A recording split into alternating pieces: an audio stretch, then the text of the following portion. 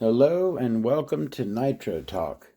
Welcome to the Nitro Talk 1000 subscriber special. As of right now, the making of this video, I've got 993. By the time this video gets up, it'll either be right there or close to it. If you look and I see I've got 999, go ahead and be that 1000th. Thank you very, very much for everyone who has supported me on this channel, likes what I do, is into the Nitro side of the RC hobby. I really, really appreciate everyone who watches. So, what am I going to do today for my 1000 subscriber special? I have been saving a couple of items for milestones such as this 1000 subscribers, etc. Super cool, rare items that you don't get to see very often, and I've been saving for a special occasion, and the time is now. As you can see, I removed my pit bag from my workbench here to give me a little bit of extra room. And I am going to need that extra room for this. What are we going to take a look at today? We're going to take a look at a very rare Nitro vehicle, okay? This is a special edition of a Nitro vehicle, okay? So the vehicle itself, not super rare, but not very common either. A very much revered RC Nitro vehicle, okay? One of the big bosses of the Nitro RC world. I'm getting to it, and stay tuned. This is going to be awesome. But aside from the fact that it is a super cool Nitro vehicle on its own, like I said, this is a special edition that is very rare, very hard to come by. Comes with some super, super cool upgraded parts on it. So, not much more to do but take a look. Ladies and gentlemen, may I present to you the Thunder Tiger EK4 S2 Unlimited. You like that? Yes, I said unlimited. What makes this Thunder Tiger EK4 S2 unlimited? It has now I'm not even positive. It's kind of hard to find even information on this. I don't know if this was sold as a truck with the parts on it, or if the parts were sold separately as a conversion kit and you converted the truck yourself. I'm not really sure. But the unlimited parts are, there goes the body, all of these red aluminum, or ergal is what it said. I read an ad in one of my magazines that talked about this. They called it ergal, but it's aluminum, whatever that means. Yes, that is the EK4 S2 Unlimited. So, let's go ahead and start taking a look at this. Now, first of all, no, those are not the correct wheels. Those are some Badlands. And it does have hub extenders on it. That was really just for display. You really don't want to run. This engine will rip those hub extenders to shreds. You cannot run it with the hub extenders on it. Look at that cooling head. That is I affectionately call that the soup can head. Very hard to come by, very sought after head. And I am very sad to report, you can see how I have not only your standard protectors on there, but I also took another piece of fuel tubing and rode it all around that top edge because there is some road rash on the top of this beautiful hunk of aluminum cooling head right there. No, it was not me. I can take the blame for a lot of scratched cooling heads that I own. Trust me, I'll take the blame if it's mine. This one is not mine. This was the way I got this vehicle, with a little bit of road rash on the edge of the cooling head. So that is the cooling head, and just for contrast and compare, that is not by any means a small. It's a fairly large 21 head right there, but that's it next to the Monster Unlimited head. All right, so let's take a look at what upgraded parts come on this. Now, and this also has a third shock. I have the third shock. It mounts. I was going to put it back on, but someone had moved this stuff around, and I was trying to figure out exactly how it mounted. It goes in between here and mounts. I think you have to move these over. I don't know, but I got the third shock, and they are upgraded shocks. Got some metal caps on them. So we got some upgraded shock mounts down here in the red aluminum. You have aluminum knuckles on there. And this has CVDs all the way around. CVDs in the front, as you can see. CVDs in the rear. Can we get it? CVDs in the rear.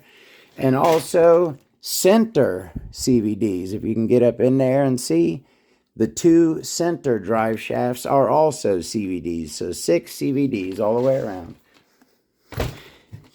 You got the aluminum knuckles, aluminum shock mounts. You have an aluminum hinge pin plate in the front. Both of the shock towers are the red aluminum with the nice shine cuts on them. There's the front, and there's the rear. 7 shocks, 4 in the rear, 2 on each side, and the 2 with the extra third in the front. Came originally with 7 shocks. This center piece, center brace, is so diesel. Look at, got a couple standoffs there to raise it up. Look at the thickness of that. Your steering swing plate is red aluminum. Your top plate here, all of the brace, got the Thunder Tiger logo there on the center plate. Red aluminum motor mounts. Can we get in there and see those? Kind of dark, but the red aluminum motor mounts are in there. Red rear toe plate with the number 3 on it, 3 degrees, I guess. And it also came with a carbon radio tray, right? So you see the carbon radio tray there. Red aluminum center diff carriers there, braces. A huge, absolutely huge spur on this thing. It is a steel spur. Pretty sure the stock one comes with a steel spur as well. The one thing that was missing on here was the radio, the battery brace.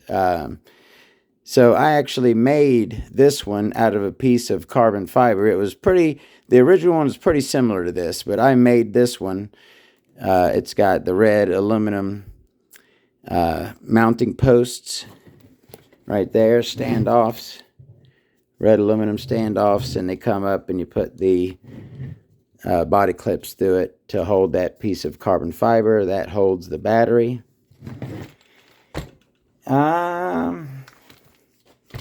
Shock mounts in the rear there, red aluminum. You love how the manifold for this wraps all the way around from this side of the engine, comes all the way around and down. I'm not 100% positive, but I believe this is a XTM XLB pipe.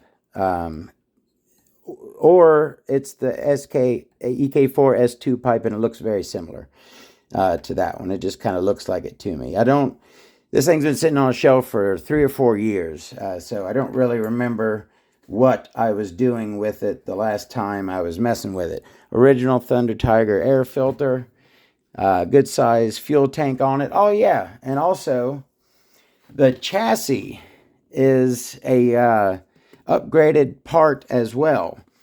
If you can get down in there and see, that is all, you see that piece right there? These are cutouts for weight reduction. It's like a two-part